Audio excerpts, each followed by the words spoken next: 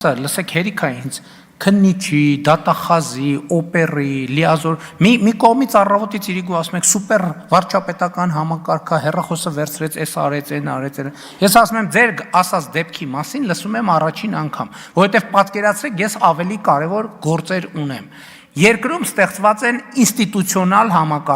ինստիտուցիոնալ համակարգեր, գալիս են իրավապահ համակարգ, մենք օրենսդրական փոփոխություններ ենք արել,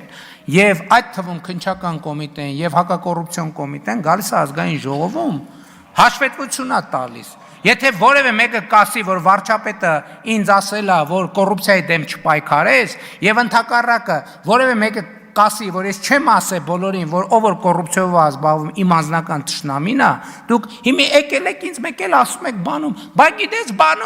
բանում սադում մասիվի, այն օրը անցնում էինք 4 հոգի նստած էր, մեկը պպզած, բաս հենց ոնց կլինի։ Այ քեզ բան, դա ձեր